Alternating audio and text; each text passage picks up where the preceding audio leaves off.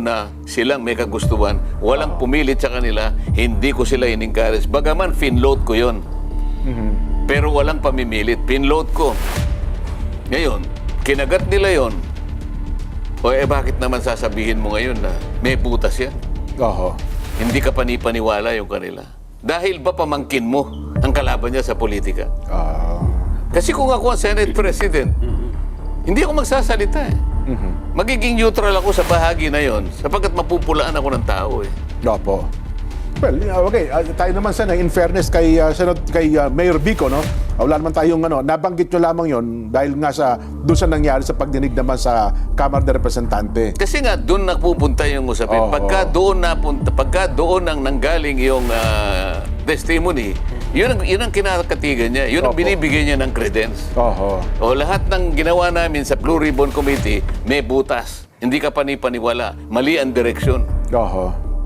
Ito, dapat ituloy nga nila. Opo. Kasi alam ko, next Thursday, di ba? Yung aking sentimiento nga, in-approve ng committee na i-cover natin, sir, i-recommenda sa DOJ. Opo. Yun ay trabaho. Opo. Ng Blue Ribbon Committee sa ilalim ng aking pagiging chairman. Opo. Ngayon, ang ginamit niyang dahilan sapagkat sinabi raw ng SOJ na bumaliktad naman ang SOJ. Opo. Na sinasabi niya, ibalik muna. Kaya naman ako nagsisentimiento, paano nangyari naman, dinagdagan nila yung requirement ng batas? Wala naman sa batas yun eh. Kaya yun ang itatanong ko nga sa kanila sa Lunes, kung sakasakali. Mr. President, nung bang nag-research ka, nabasa mo lang sa dyaryo na sinabi ni SOJ na hindi niya natatanggapin ang application sapagkat kailangan niya munang isoli ang di umano'y nakulimbat na perang pang-estado. Ba't hindi niyo man lang binasa yung batas kung yun ay kasama sa requirement? Hindi po pwede yun eh. Ibig sabihin, dapat in-honor nila yung pinagtapusan namin. Tsaka kayo, ituloy ninyo. Nasaan ang continuity? Ang Senado is an institution. Tama diba? Po. Kami, the senators may come and go. Yes po. Pero yung Senado mananatili siya doon as an institution. Di ba? Opo, tama. Yung Senado mas malaki kaysa individual na pangalan at bilang ng mga senador. So yung proceedings, institution din yun eh. Kung walang paggalang sa proceedings ng institution, paano na kami? Diba? Saan papunta kami? Nakakapangamba nga yun. Yun ang punto riyan eh. Gusto ko na itanong kay Sen, bagamat hindi siguro niya ka-batch itong yung bagong kongresista, Sen, Congressman anak ni Kiko. Si Kong PD, alam ko, barkada nyo, Sen, si PD Barsaga. Ngayon yung kanyang anak mukhang gumuguhit ng pangalan ngayon sa Kongreso. Si Mark, yung Mark Kiko. Francisco Kiko. Nabalitaan ko nga. Kumalas sa majority party. Yung coalition. At ngayon, siyang nagsasabi na kung merong dapat investigahan dito sa flood control, walang iba kundi si Speaker Martin Romualdez. Sen. Bakit yun ayaw paniwalaan ng aming Senate President? Galing doon di ba? Yun ang sinasabi ko, kailangan mapansin ng tao. Pagka yung testimony nanggagaling sa House, tiwalang-tiwala siya doon. Pagkagaling sa amin, Senado ito Siya yung Presidente, di ba dapat sana? Doon mo makikita sana yung pagmamalasakit merong pinangalanan. Wala man lang sinabi na sana wag naman silang magpakadalos-dalos sapagkat tayo po ay meron pong sinusunod na due process. Kung hindi ko mo sinabi nila na merong dawit na kasama namin ay ganun-ganun na lang. Tingnan din po natin kung anong pinagmulan nun. Meron ba siyang sworn statement na kagaya ng ginawa dito sa Blue Ribbon? Dapat, yun ang gusto kong makita Paano magiging, alimbawa, kung ako siya, paano magiging voluntary? Nung siya'y nandun na, nasa custody na Samantalang yung Diskaya, walang custody yun. Voluntary nilang nilabas yun. Ito, nasa pag-iingat na nila, kaya nga nakapag-request Nandito na lang po ako, natatakot po ako doon sa kabila. Bakit niya papayagan yung ganong klase na request. Kaya kinakatigan niya yung House of Representatives. Voluntary kaya ang paggawa ng isang tao sa panahon na siya'y nakapiit na. Oho. Di yun ang pag-aralan nyo. Pag nakapiit na, voluntaryo pa ba? Hindi ko sinasabing hindi siya magsasabi ng totoo. Kaya lang, mas gusto kong paniwalaan na voluntaryo pagka hindi ka nakapiit. Oho. Hindi ka under pressure. Eh dito, lahat nakaganon sa'yo. Opo. Oo. Baka naman nandun na yung pressure.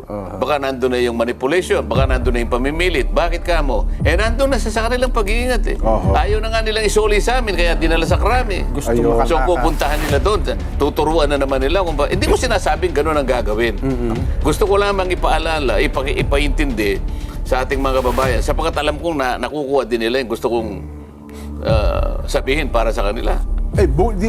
Idagdag ko nga, Sen, ha? Mukhang sa halip na protection na, mukhang madidiin pa ng gusto ang Senado ngayon dahil sa meron daw tauhan ng WJ Construction Company na pumunta sa Senado vicinity mismo. ng Senado. May dala-dalang obligasyon daw po. nakita pa sa CCTV. Mukhang yun daw po ang magiging subject ng tanungan sa susunod at mukhang pumunta Gusto ko- daw sa opisina ng isang senador. Gusto kong makita yung CCTV Oho. kung kanino nagpunta. Baka sa akin nagpunta, hindi ba? Oho. Siyempre interesado rin ako na nandun na ako eh. Oho. Di ba importante naman na malaman ng bawat isa sa amin na hindi kami yun o kung kami yun. Totoo po. Oh. Kailangan ilabas yun. Eh kasi kapag ka natukoy doon, talagang patutunayan na lang, wala silang sinasanto, walang kinikilingan. Kung kapwa daw po ninyo, senador, ang matatamaan, bay dapat lumutang din daw po yun sa investigasyon ng Senado. Kaya nga ako yan, wini-welcome ko yan.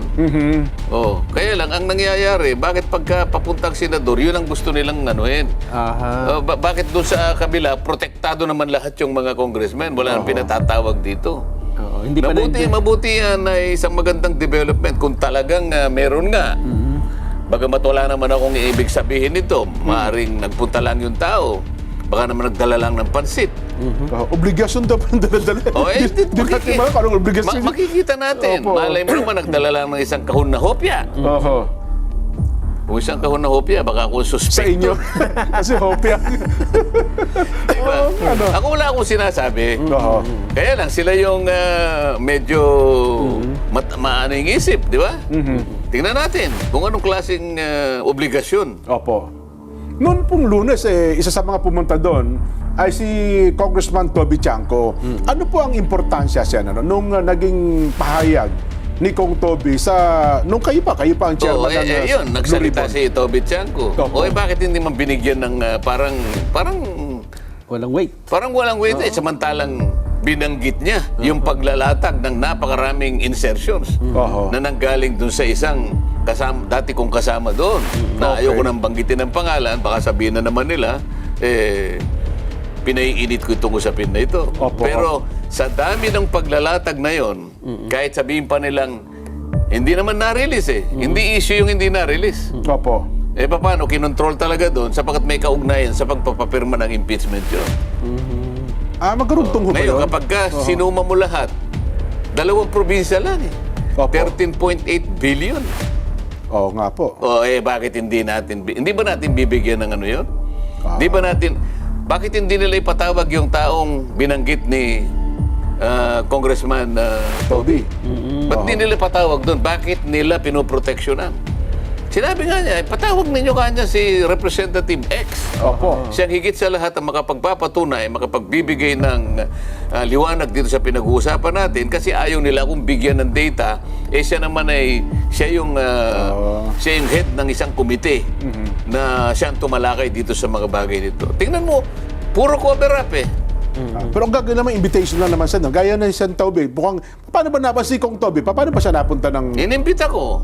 Hindi ko okay. siya sinampina, Opo. conscious of the interparliamentary courtesy. Yes po, pero kasi kayo umiyak. Yung iba naman, pinasampina ko katulad ni Mayor Magalong at saka si Governor Dolor ng Mindoro. Ay, si Governor Dolor, Oriental. dumating. Opo. Kaya lang, si Mayor Magalong, pinangangatwiran niya na para pag gusto niya sabihin, Hindi kaya yung battleground ng Senate. Nasa kamara daw puso niya. Ako'y alam kong ako'y iimbitahin Opo. ng Kamara. Doon daw niya gusto humarap. Kaya gusto kong humarap doon.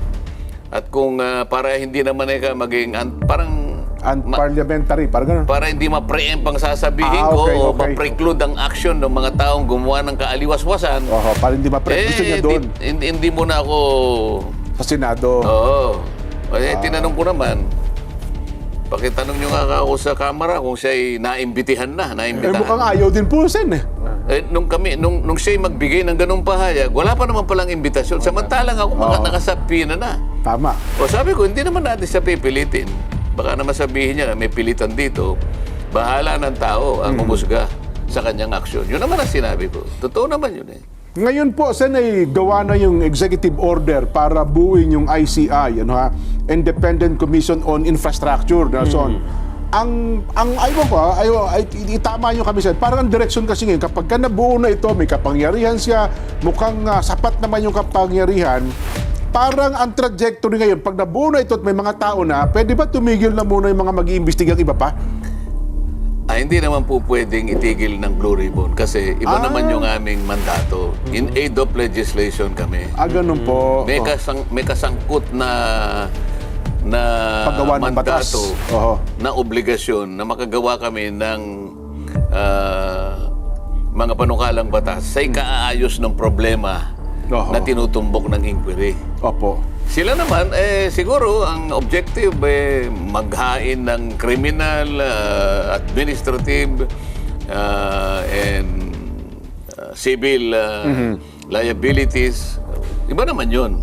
Ganon. Oho. Kaya lang, sa kasaysayan, panahon ng dating Pangulong Ferdinand Marcos Sr., meron din komisyon, yung Agraba. Agraba Commission, yes po. Natukoy ba kung sino talagang pumatay kay Senador Benigno Aquino Jr.? Mukhang hindi naman, hanggang ngayon, Sen, hindi natutukoy. Naging palaisipan Oo nga po. Komisyon din yun Oho. Ha? Ah. Ito.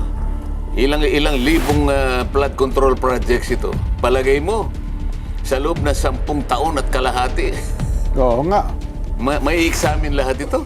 Kasi ang gusto nila ay 10 years mula sa punta hanggang sa kasalukuyan ang sasiyasaktin ng ICI. Ito nga lang 22 to 25 Oho. Mahigit ng 9,000 Yun ang tinukoy ng Pangulong Bongbong. Ngayon magre-review ka na pabalik na 10 years. 10 years, opo. Baka sa 100 taon siguro baka matapos nila yan. Ilang salin ng Hindi Blue ko hindi ko hinahatulan ito. Opo. Oo. Well, Sana naman, bakit hindi? Di ba? pero kung ipasa halimbawa ng kamera, sige. Sino yung kasi independent Commission on infrastructure. So gaano sila ka-independent? Sino ang itatalaga doon? Meron na ba? Isang usapin yun Wala pa. May no? mga nabanggit lang pong pangalan.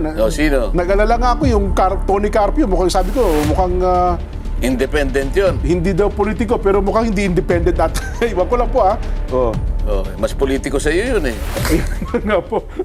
Di ba? Tapos yung isa ata nabanggit parang umatras, hindi raw dinicline niya. Yung Bernas ba yun? Pinag-uusapan kasi natin, independent Yun na nga po. Meron kang kakayahan na gumitna.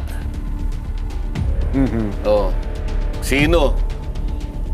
Sino itatalaga mo doon na masasabi mong nakakagitna ka, na objective ka, may probity, Sa kasalukuyan, independent-minded? Oho. Sino? Palaisipan nga sa Pangulo yan. Sige, independent ka. Kailangan competent ka. Ayan. Anong naintindihan mo sa technical na paglalatag ng mga flood Sa control? construction, nga po. Sige, may independent ka, competent ka, patriotic ka ba? Oho. May nabanggit Kaya kailangan tingnan natin kung sino talaga ang... baka naman kapag katapos-tapusan para lamang makapagtalaga tayo dyan. Talagang binet lahat. Pagka pala ganito ang ating kakailanganin para sa ganitong klaseng undertaking, dapat pala lahat ng ating maitatalaga rito. Opo. May mga pakpak. Kaso kung sinabi nila yung direksyon ko mali, ano kaya direksyon ang tama? Di ba?